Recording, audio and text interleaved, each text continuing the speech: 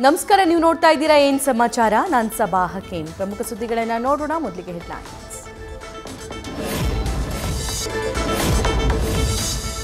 ಮಹಾಕುಂಭ ಮೇಳದಲ್ಲಿ ಕಾಲ್ತುಳಿತ ದುರಂತ, ನೆನೆದ ಯೋಗಿ ಭಾವು.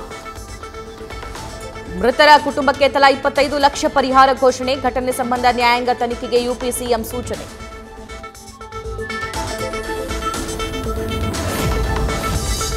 ಮಹಾಕುಂಭ ಮೇಳ ಕಾಲ್ತುಳಿತದಲ್ಲಿ ಬೆಳಗಾವಿಯ 4 ದುರ್ಮರಣ. ಇವತ್ತು ದೆಹಲಿ ಮೂಲಕ ಬೆಳಗಾವಿಗೆ ಮೃತದೇಹಗಳ ಆಗಮನ. ಮುಗಿಲು ಮುಟ್ಟಿದೆ ಕುಟುಂಬಸ್ಥರ ಆಕ್ರಂದನ. ಬೆಳಗಾವಿಯಿಂದ ಪ್ರಯಾಗ್ರಾಜ್ಗೆ ತೆರಳಿದ್ದ 56 ಯಾತ್ರಿಗಳು ಸೇಫ್. ಸಾಯಿ ರಥ ಟ್ರಾವೆಲ್ ಏಜೆನ್ಸಿಯ ಮೂಲಕ ವಾಪಸ್. ಸುರಕ್ಷಿತವಾಗಿರೋ ಬಗ್ಗೆ ವಿಡಿಯೋ ಮಾಡಿ ಮಾಹಿತಿ.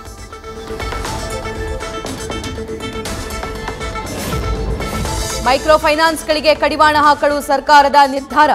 ಇಂದು ಕ್ಯಾಬಿನೆಟ್ನಲ್ಲಿ ಚರ್ಚಿಸಿ ಸುಗ್ರೀವಾಜ್ಞೆ ತರುವ ಬಗ್ಗೆ ಚರ್ಚೆ. ಅಧಿಕಾರಿಗಳ ಜೊತೆ ಗೃಹ ಸಚಿವ ಪರಮೇಶ್ವರ್ ಮೀಟಿಂಗ್.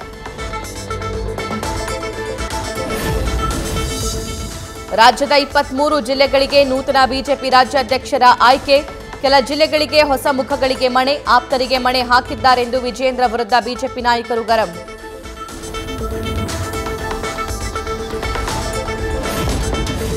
ಗ್ರಾಮಾಂತರ ಪ್ರದೇಶಗಳ ರೈತರಿಗೆ ಸಮರ್ಪಕ ವಿದ್ಯುತ್ ನೀಡದ ಆರೋಪ. ಚಿತ್ರದುರ್ಗದ ಬೆಸ್ಕಾಂ ಕಚೇರಿಗೆ ಮುತ್ತಿಗೆ ಹಾಕಿ ರೈತ ಸಂಘಟನೆಗಳ ಆಕ್ರೋಶ. ಅಧಿಕಾರಿಗಳನ್ನ ತರಾಟೆಗೆ ತೆಗೆದುಕೊಂಡ ಅನ್ನದಾತರು. ನೀರಿನ ಬಾಟಲ್ ಅಂತ ತಿಳಿದು ಆಸಿಡ್ ಹಾಕಿ ಮದ್ಯ ಸೇವನೆ. ಚಿಕಿತ್ಸೆ ಫಲಿಸದೆ ವಿಜಯಪುರದ ಜಿಲ್ಲಾಸ್ಪತ್ರೆಯಲ್ಲಿ ವ್ಯಕ್ತಿ ಸಾವು. ಬಾರ್ ಮಾಲೀಕರ ನಿರ್ಲಕ್ಷ್ಯ ಅಂತ ಡಿಸಿ ಕಚೇರಿ ಬಳಿ ಪ್ರತಿಭಟನೆ.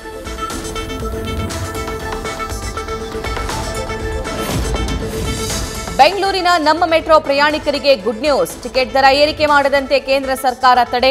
ಇವತ್ತು ಬೆಂಗಳೂರಿಗೆ ಸಿಕ್ಕ ದೊಡ್ಡ ಗೆಲುವು ಎಂದು ಸಂಸದ ಪಿಸಿ ಮೋಹನ್ ಟ್ವೀಟ್. ಕನಿಷ್ಠ ವೇತನಕ್ಕೆ ಆಗ್ರಹಿಸಿ ಅಹೋರಾತ್ರಿ ಧರಣಿ. ಕನಿಷ್ಠ ವೇತನ ನೀಡದಿದ್ದರೆ ಪ್ರತಿಭಟನೆ ಕೈಬಿಡಲ್ಲ. ರಾಜ್ಯ ಸರ್ಕಾರಕ್ಕೆ ಅಂಗನವಾಡಿ ಕಾರ್ಯಕರ್ತೆಯರ ಎಚ್ಚರಿಕೆ.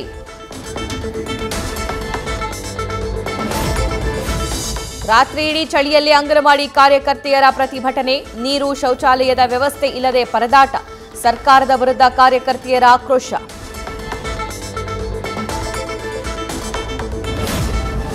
ಕಾಲೇಜು ಯುವತಿ ಜೊತೆ ಅನುಚಿತ ವರ್ತನೆ ಆರೋಪ. ಕಿಡಿಗೇಡಿಗೆ ಥಳಿಸಿ ಪೊಲೀಸರಿಗೊಪ್ಪಿಸಿದ ಯುವತಿ ತಂದೆ.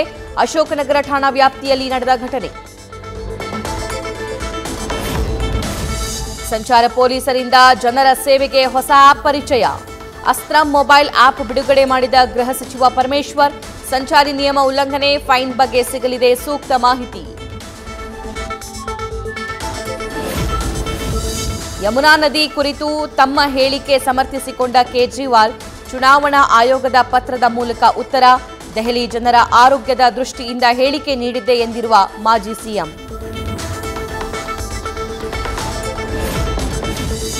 ಯಮುನಾ ನದಿ ವಿಷ ಹೇಳಿಕೆ ನೀಡಿದ ಕೇಜ್ರಿವಾಲ್ಗೆ ಮತ್ತೊಂದು ಸಂಕಷ್ಟ. ದೆಹಲಿ ಮಾಜಿ ಸಿಎಂ ವಿರುದ್ಧ ಹರಿಯಾಣ ಸರ್ಕಾರ ದೂರು. ಫೆಬ್ರವರಿ 17ಕ್ಕೆ ಖುದ್ದು ಹಾಜರಾಗುವಂತೆ ಹರಿಯಾಣ ಕೋರ್ಟ್ ಸಮನ್ಸ್.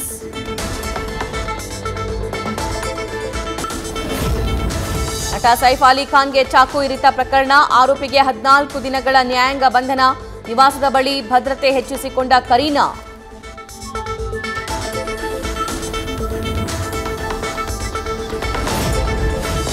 ಸೌದಿ ಅರೇಬಿಯಾದಲ್ಲಿ ಭೀಕರ ರಸ್ತೆ ಅಪಘಾತ. ಉದ್ಯೋಗ ಅರಸಿ ಹೋಗಿದ್ದ 9 ಭಾರತೀಯರ ದುರ್ಮರಣ. ಭಾರತೀಯ ಹೈ ಮಿಷನ್ನಿಂದ ವಿಶೇಷ ಸಹಾಯವಾಣಿ ಆರಂಭ.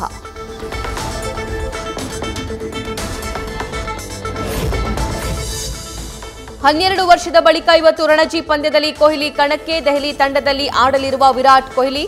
ಹರಿಯಾಣ ವಿರುದ್ಧ ಕರ್ನಾಟಕದ ಪರ ಅಖಾಡಕ್ಕಿಳಿದಿರುವ ರಾಹುಲ್. ನ್ಯೂಸ್ ಫಸ್ಟ್, ನಿರ್ಭೀತಿಯಿಂದ ನಿಮ್ಮ ಪರವಾಗಿ.